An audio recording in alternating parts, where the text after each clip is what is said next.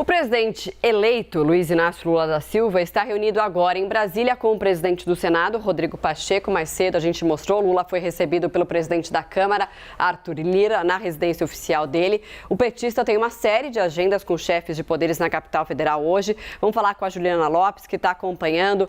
Ju, quais as últimas informações você tem? Boa tarde.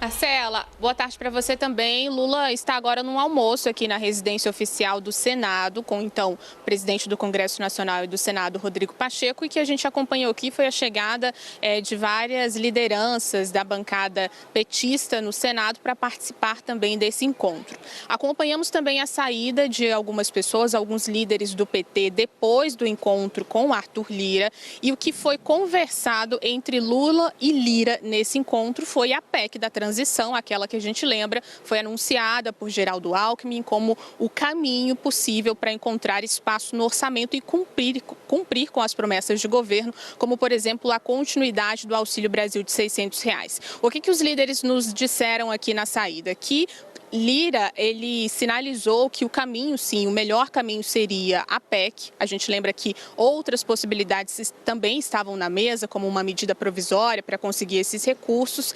E os líderes falaram também sobre a grande possibilidade dessa PEC começar a tramitar pelo Senado. E também de, por conta do tempo curto para que ela seja aprovada e votada no Congresso Nacional, dela ser apensada, ela ser juntada ali a uma PEC que já está tramitando, uma proposta já em tramitação na Câmara, para justamente tentar acelerar esse processo. A ideia, num cenário mais otimista pelos líderes do PT, é então ter essa votação até o fim de novembro. Lula, então, conversou sim sobre PEC da transição com o presidente da Câmara, Arthur Lira. Agora a gente acompanha essas outras agendas aqui na capital federal. Pela manhã, com o Poder Legislativo e só para finalizar, com o Poder Judiciário durante a tarde, ainda a previsão de encontros de Lula com a presidente do STF e do Tribunal Superior Eleitoral. É com vocês. Muito obrigado, viu, Juliana Lopes, pelas informações. Juliana acompanha de lá e os nossos analistas falam mais daqui. Basília, Uribe e Borges. E, Uribe, para além das discussões, né, entre essas autoridades, você já contou um pouquinho dos bastidores do que Lula levou para Arthur Lira. Basília falou um pouquinho também sobre a conversa do senador Rodrigo Pacheco com Lula, mas esse momento está proporcionando imagens bastante curiosas e interessantes, né? Porque Arthur Lira, que há poucas semanas estava ali com a camiseta de Jair Bolsonaro, número 22, gigantesco, hoje numa imagem bastante amistosa com o Lula, tanto na recepção quanto na saída. O que isso pode indicar dos movimentos políticos daqui para frente? O tradicional pragmatismo do Centrão que não nos decepciona nunca.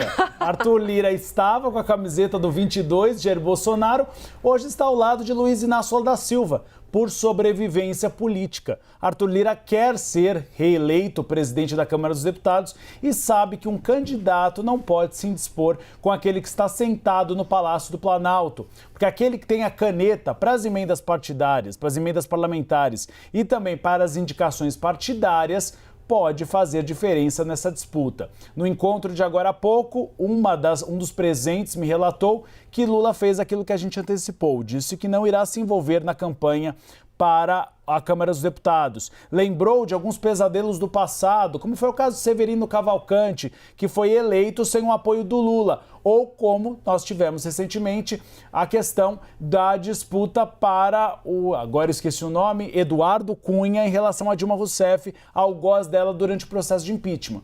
Então foi uma conversa para tentar chegar a um consenso neste ponto e também sobre a PEC. Chegou-se ao consenso, Arthur Lira e Lula concordaram, tem de ser uma PEC. Será um texto apensado para uma PEC que já tramita no Senado Federal. A dúvida, o valor. Os petistas queriam 175 bilhões.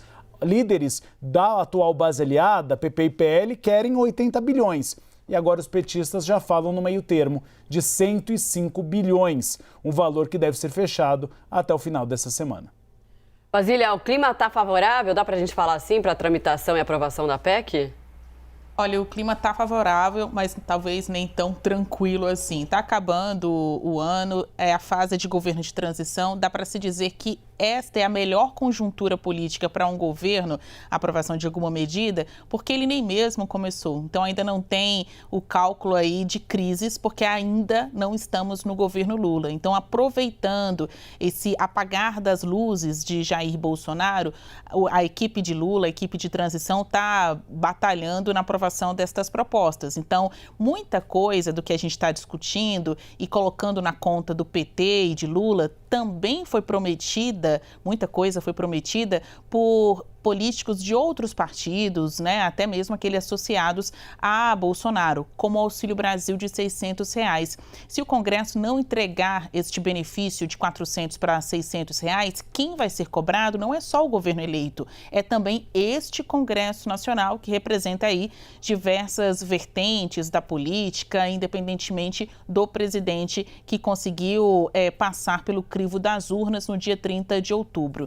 No dia 30 de outubro, o eleitor, ou boa parte do eleitorado que foi lá depositar o seu voto, votou em um país, em um Brasil, que a partir de 2023 manteria o Auxílio Brasil de R$600, porque tanto Lula quanto Bolsonaro disseram isso, prometeram isso. Então, o que eu ouvi dessas lideranças, tudo o que Lula prometeu e que se adequa ao que os políticos aqui também assumiram de compromisso com o seu eleitorado, com os seus partidos, vai passar. Sendo que o maior exemplo disso, que todo mundo está falando, é o Auxílio Brasil de R$600. Em segundo lugar, o mínimo é reajustado acima da inflação, salário mínimo podendo ser reajustado acima da inflação. E aí depois vem as outras contas, né, desse terço, desse rosário, para serem aí rezadas por esta organização de novo governo e Congresso Nacional, que quer dizer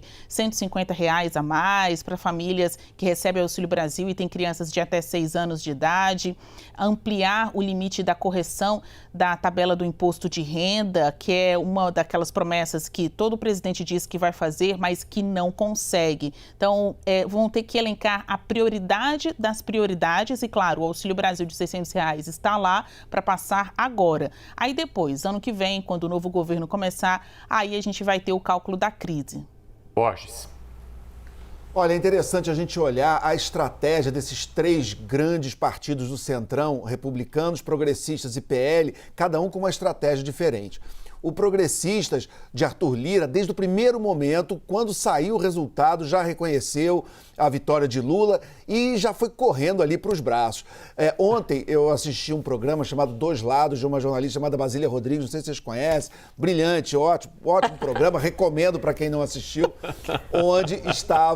onde teve um dos lados, era Ricardo Barros, também do Progressistas, que muito abertamente falou em aderir e fazer parte da base de sustentação do governo Lula. O PL foi o contrário. Valdemar Costa Neto ontem falou que vai combater o comunismo, é o novo leão conservador, igual o Roberto Jefferson, né? De mensaleiro a leão conservador, e ele está valorizando um pouco mais. Acho que em algum momento eles vão se entender, mas nesse momento o PL está ainda valorizando. E aí você tem os republicanos, que tem uma posição curiosa, porque como eles têm um nome forte para a presidência em 2026, que é Tarcísio, que é o governador eleito de São Paulo, eles estão ali num meio do caminho onde podem participar em alguma parte da sustentação do governo, mas eles provavelmente vão tentar construir o nome de Tarcísio para ver se ele emplaca como um nome viável para a presidência em 2026. Vamos fazer o nosso giro final aqui. Eu quero saber de vocês, porque Lula tem encontro Arthur Lira, Rodrigo Pacheco, Rosa Weber, ministro Alexandre de Moraes, ministro do TCU Bruno Dantas. Quero saber de vocês qual que é o encontro mais relevante ou mais importante de hoje e por quê. Tocha, tá contigo, Uribe. Alexandre de Moraes, porque este encontro será às 17 horas, no mesmo horário em que o Ministério da Defesa deve enviar o seu relatório sobre o resultado das eleições. Então é um assunto que deve ser tratado entre Lula e Alexandre de Moraes. Enquanto Lula estiver no gabinete, deve chegar esse relatório. Basília. 15 segundos.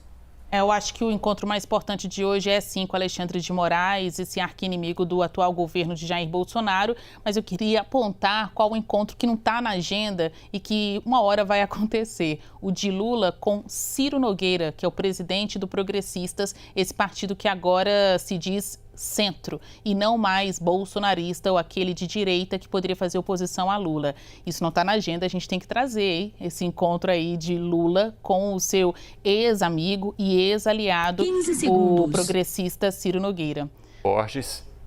Sem dúvida, o encontro com Alexandre de Moraes, que era esse inimigo número 1 do bolsonarismo de uns tempos para cá, e Lula vai ter essa oportunidade, no mesmo momento que sai o relatório, como muito bem lembrou o Uribe, ele vai poder marcar, ele tem pelo menos a oportunidade de marcar muito claramente a diferença dele de estilo e da relação com as instituições em relação ao governo anterior.